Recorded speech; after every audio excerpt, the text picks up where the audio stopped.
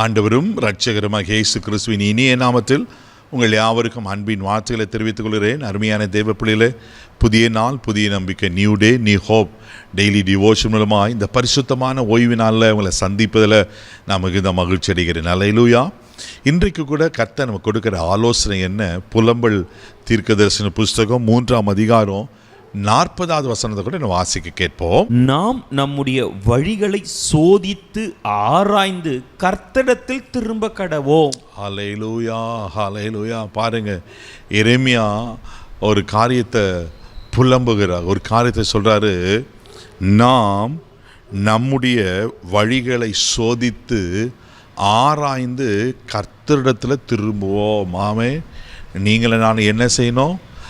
ஆராய்ந்து சோதித்து கர்த்தரிடத்தில் நாம் திரும்பணும். இதேபோல இந்த ஓய்வு நாளில் கர்த்தர் நமக்கு கொடுக்குற ஆலோசனை, என்ன காரியத்தில் நாம் சோதிக்கப்பட வேண்டியது இருக்குது, எந்த காரியத்தில் நம்ம வழிகளை ஆராய்ந்து பார்க்க வேண்டியிருக்கு, எந்த காரியத்தில் இன்னும் நம்ம கர்த்தரிடத்தில் திரும்ப வேண்டியது இருக்குது.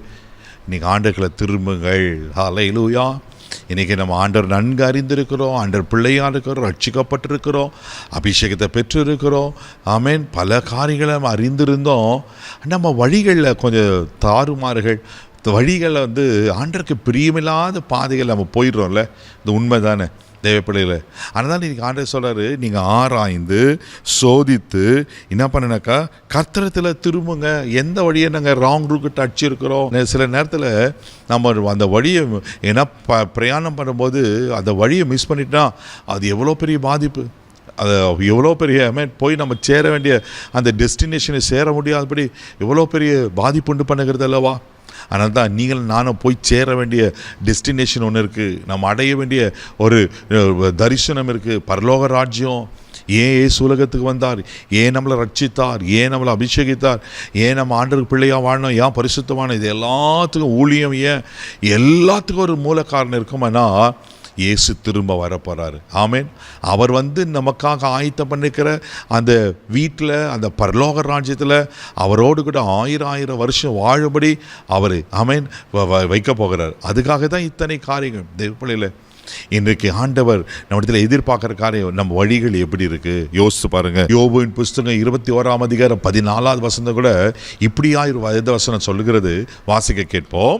அவர்கள் தேவனை நோக்கி, எங்களை விட்டு விலகி இரும், உம்முடைய வழியை அறிய விரும்போம். பாருங்களேன், எவ்வளோ பயங்கரமாக இருக்குல்ல இந்த வசனம். இங்கே சொல்லப்பட்டிருக்கு, அவர்கள் தேவனை நோக்கி எங்களை விட்டு விலகி இரும். தேவ பிள்ளைல தேவனை விட்டு எப்படிங்க வாழ முடியும்?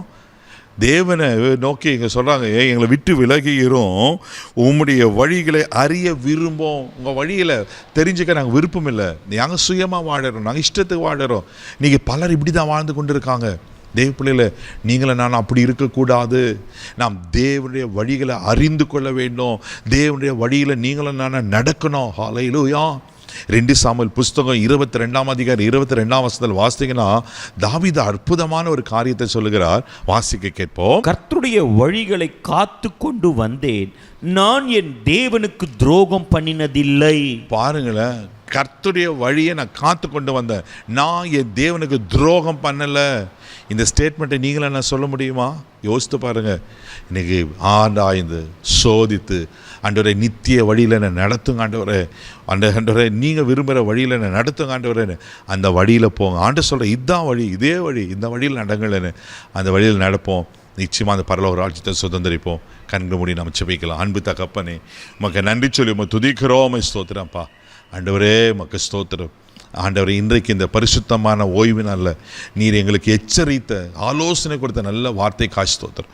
ஆண்டவரே, உங்கள் வழியில் நடக்க, உங்கள் வழிக்கு நாங்கள் திரும்ப எங்களுக்கு ஒப்பு கொடுக்குற ஆண்டவரே, எந்த ஆண்டவரே காரியத்தில் ஆண்டவரே உமக்கு ஸ்தோத்திரம் வழி மாறி இருக்கிறோமோ அதை சரி செய்து மறுபடியுமாய் ஆண்டவரே அந்த நித்திய வழியில் வர எங்களுக்கு உதவிச்சு காத்துக்கொள்ளுங்க, வழி நடத்துங்க, பாதுகாத்துக்கொள்ளுங்க, கிருபை கோப்போம். இயேசுவின் மூலம் ஜெபம் கேளும் பிதாவே. தேவனுடைய வழியில் நடங்க, ஆண்டவர்களை நடத்துவார். God bless you.